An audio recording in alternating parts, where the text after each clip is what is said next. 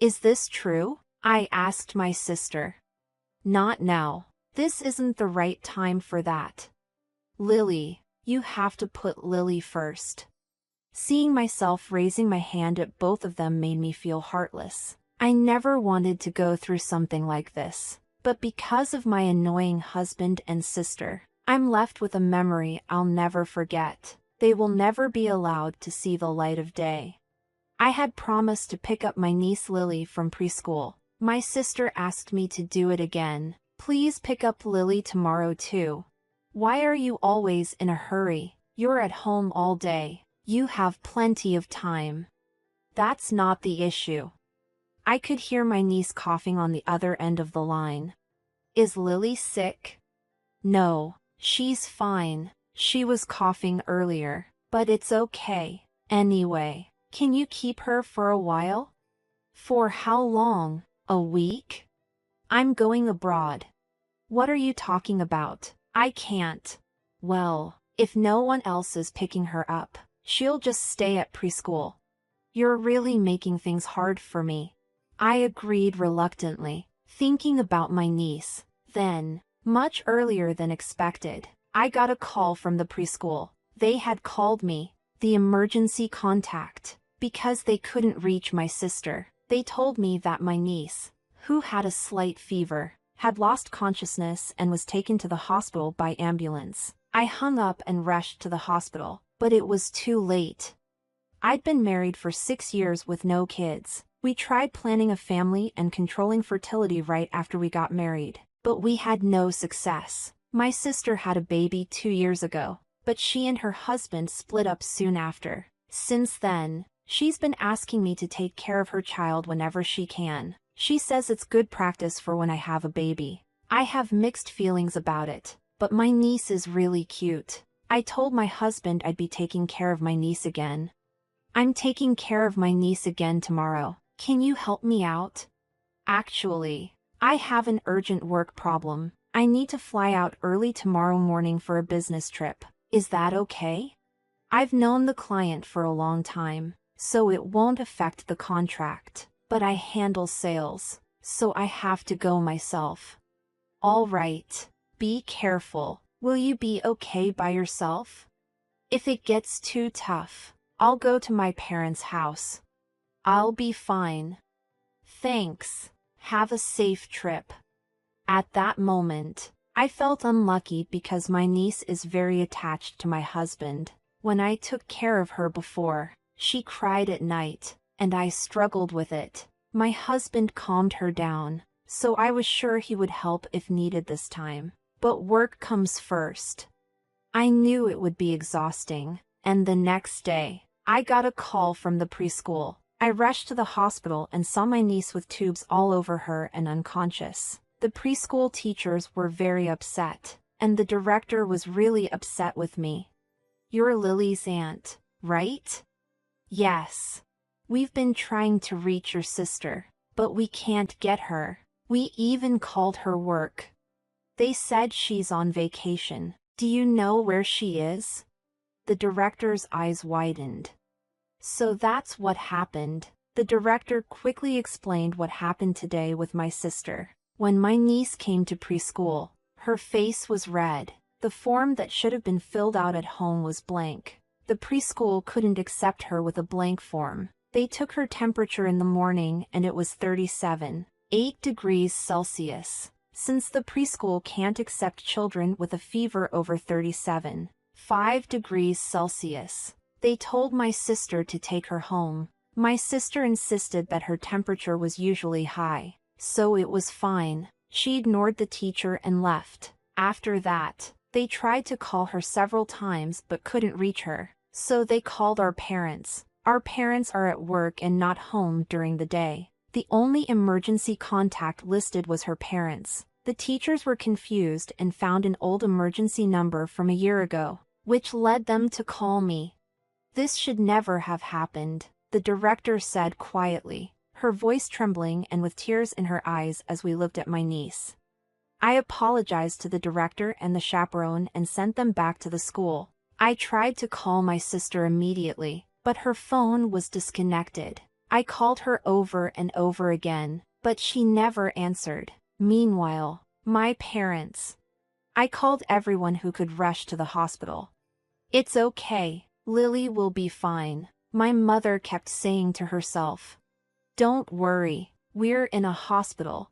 But the treatment didn't help, and her condition got worse. Meanwhile, I kept trying to call my sister, but I couldn't reach her. 2 days later, Lily passed away. She was only 2 years old and died without her mother's warmth. How could this happen? I couldn't stop crying as I touched her cold little body. Why didn't I find out where my sister was traveling? Why didn't I stop her from going? I couldn't stop blaming myself. It's not your fault, my mother said softly as I cried, though she was crying too. I tried many times to reach my husband to tell him what happened, but I couldn't get through to him either.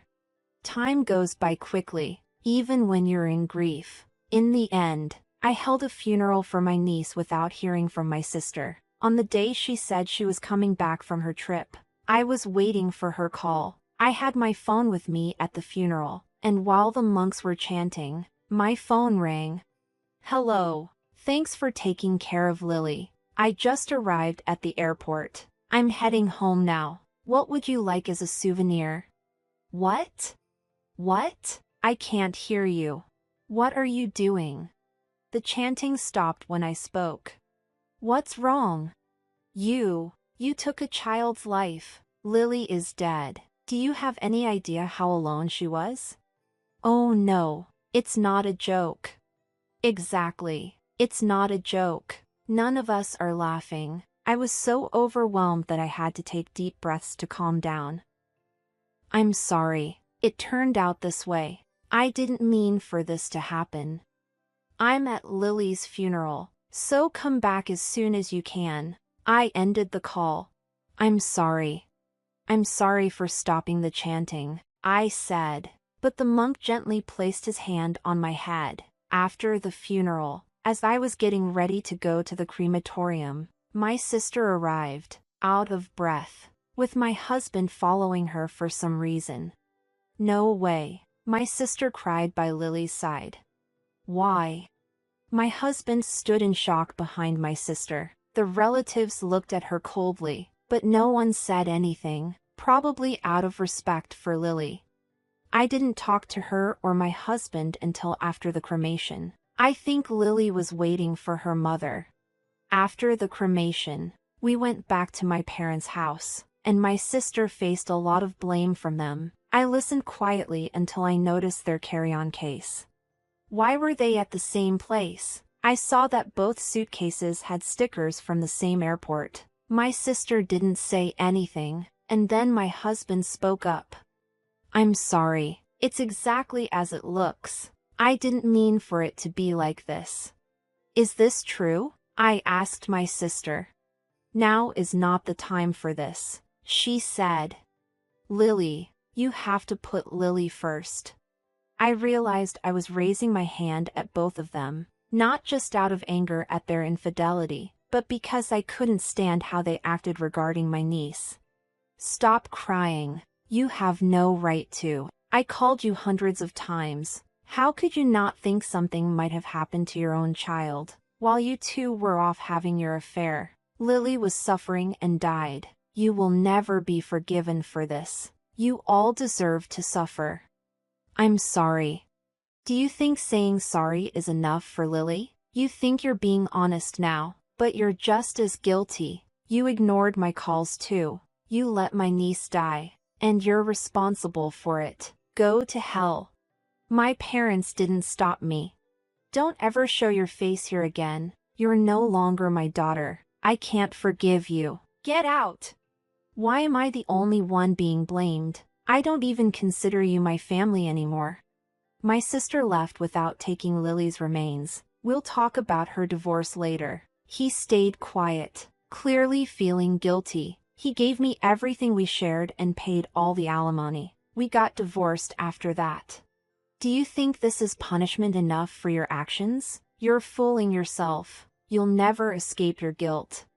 My sister and husband were both sent to prison. The director charged them with child abuse. My sister defended herself with a court-appointed lawyer. But no one supported her. My parents and I testified honestly. And as a result, my sister got a 5-year prison sentence. My husband's case was settled quickly. He knew my niece was left at preschool with a fever and got 2 years in prison.